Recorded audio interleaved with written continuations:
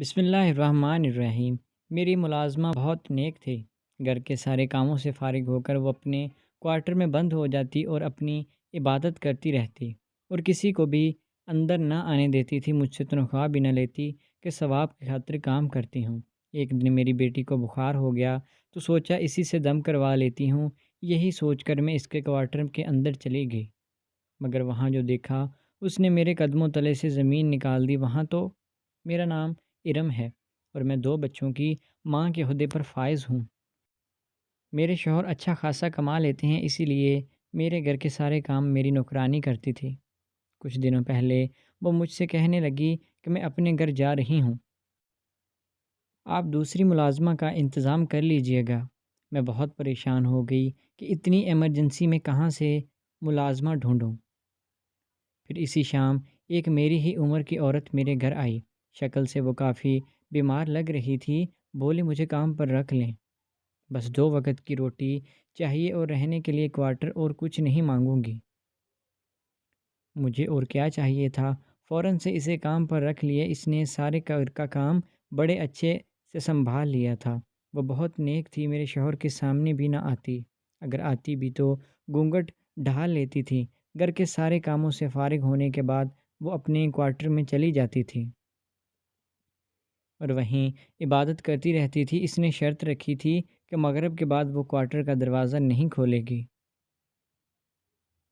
حد تو یہ کہ ایک بار کوارٹر میں چلی جاتی تو واپس نہ آتی، چاہے کچھ بھی ہو جائے۔ ایک بار رات کے 10 بجے میری بہن آ گئی۔ میں نے جا کر ملازمہ کا دروازہ کھٹکھٹایا، مگر اس نے باہر آنے سے منع کر دیا۔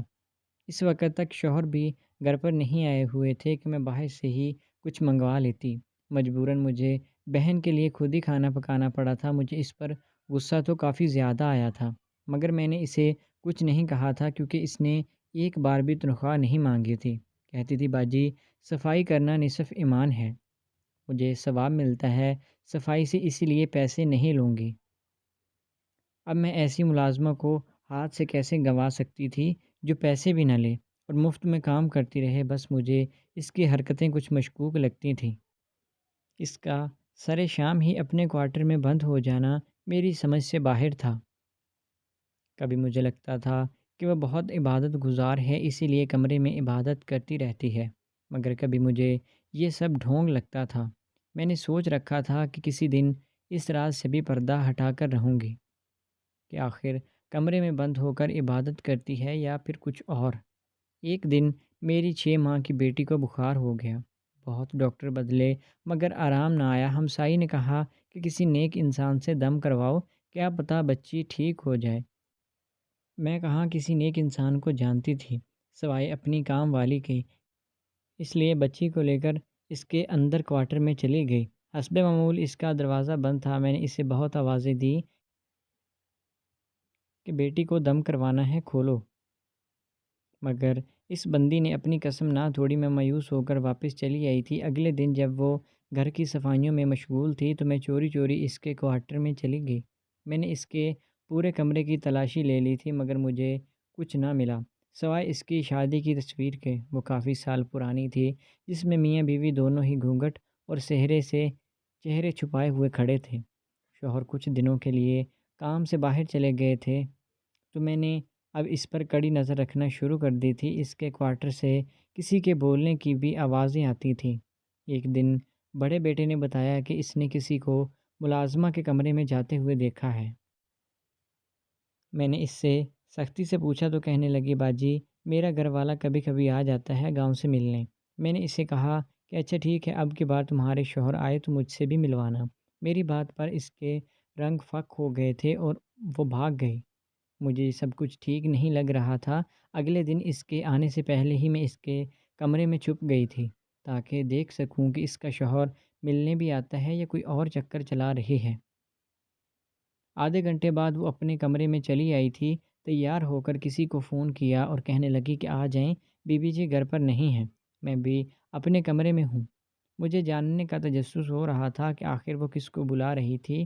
تھوڑی دیر بعد دروازہ کھلا اور جو شخصیت اندر داخل ہوئی، اسے دیکھ کر میرے سر پر آسمان ٹوٹ پڑا تھا۔ وہ تو میرا ہی شوہر تھا، مجھ سے برداشت نہ ہوا تو میں چلائی ہوئی ان دونوں کے سامنے آ گئی۔ میرے شوہر کے رنگ اڑ گئے تھے اور کہنے لگا کہ مجھ سے ناراض نہ ہو، پہلے میری بات سن لو، یہ میری پہلی بیوی ہے۔ آج سے 10 سال پہلے گاؤں میں نے اس سے شادی کی ہوئی تھی، پھر میں شہر آ گیا تو اس کو بھول بھال گیا اور کچھ عرصے بعد تم سے شادی کر لی اور پلٹ کر اس کی کبھی خبر تک نہ لی۔ یہ اتنے سال اکیلی رہی مگر اس نے مجھے نہیں چھوڑا۔ اب بھی صرف کچھ دنوں کے لیے آئی ہے کہ مرنے سے پہلے چند دن میرے ساتھ گزار لیں۔ میں اس کی آخری خواہش کا انکار نہیں کر سکا، اسے بلڈ کینسر ہے اور یہ صرف چند دنوں کی مہمان ہے۔ یہ سب سن کر میرے پیروں تلے سے زمین نکل گئی تھی۔ اس سب میں اس بیچاری کا تو کوئی قصور نہیں تھا، میں ہی دونوں کے بیچ میں آ گئی تھی اور میں اس پر سوتن بنی ہوئی تھی۔ اس کی اعلیٰ ظرفی کہ اس نے کبھی آ کر اپنا حق نہیں جتایا۔ میں اسے کوارٹر سے اپنے کمرے میں لے کر آ گئی تھی اور کہا آج سے تمہارا کمرہ ہے، اپنے میاں کے ساتھ اسی میں رہو۔ میں کچھ دنوں کے لیے بچوں کو لے کر میکے آ گئی تھی۔ چند دنوں بعد اطلاع ملی کہ اس کی وفات ہو گئی ہے۔ مجھے بہت دکھ ہوا تھا، وہ بہت اچھی تھی۔